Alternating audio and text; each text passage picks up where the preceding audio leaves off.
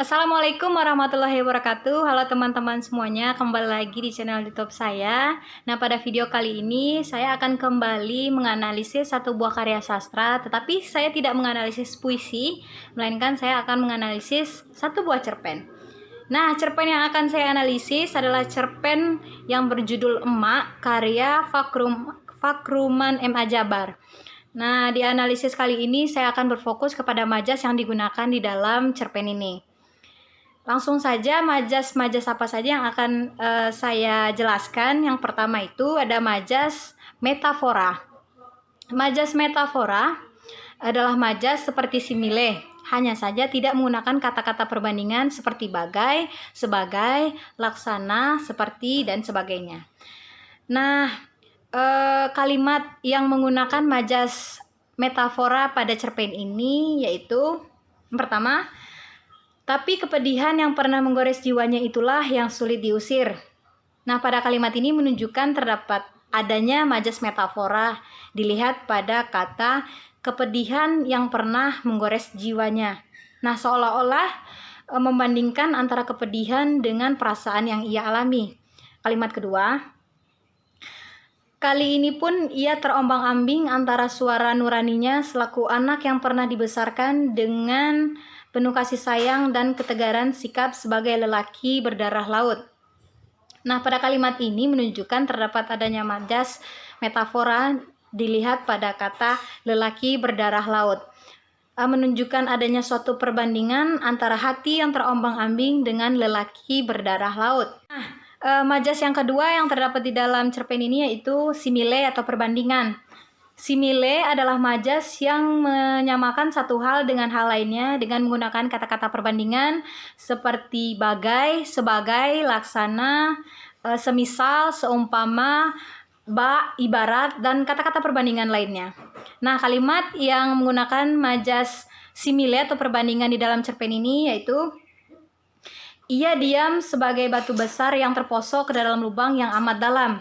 Nah, pada kutipan ini dinyatakan menggunakan majas simile karena terdapat kata-kata perbandingan seperti bagai, sebagai, seperti, semisal, seumpama, dan lainnya, yaitu pada bagian sebagai.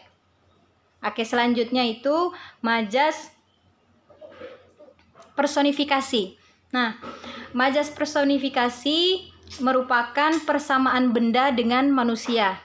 Benda-benda mati dibuat dapat berbuat, berpikir, melihat, mendengar, dan sebagainya layaknya sebagai manusia. Nah, kalimat yang menggunakan majas personifikasi di dalam cerpen ini yaitu ia pergi tanpa merasa terusir dari kampung halaman yang telah membekali darah dan watak yang tegar sebagai laki-laki.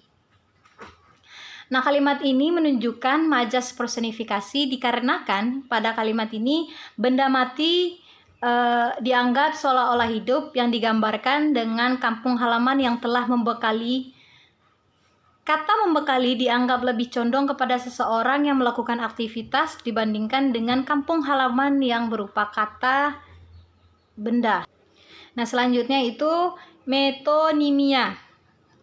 Nah, majas metonimia atau biasa disebut majas pengganti nama adalah penggunaan sebuah atribut, sebuah objek, atau penggunaan sesuatu yang sangat dekat berhubungan dengan untuk menggantikan objek tersebut.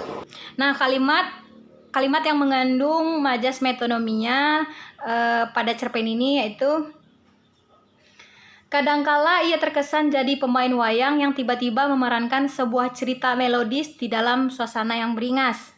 Nah, tokoh aku dalam cerita ini menggunakan objek lain dengan penyebutan namanya sebagai pemain wayang untuk dikatakan sebagai majas metonimia. Nah, selanjutnya ini juga majas terakhir yang terdapat di dalam cerpen ini yaitu sinekdoki. Majas sinekdoki yang menyebutkan suatu bagian yang penting, suatu hal atau suatu benda itu sendiri disebut sinekdoki. Menurut Albert dan Lewis tahun 1970. Nah, ada dua kalimat yang mengandung majas sinekdoki yang terdapat di dalam cerpen ini. Yang pertama, tak usah mengajari aku lebih tahu tentang apa yang aku perbuat. tangkisnya. Yang kedua, di luar kesadaran dirinya, kadangkala ia menjerit-jerit sejadi-jadinya sehingga kedua anaknya yang masih kecil itu jadi kerucut dan ketakutan. Nah, jadi kalimat ini menunjukkan adanya majas sinekdoki karena kata tersebut menyebutkan secara langsung bagian yang penting dalam satu hal.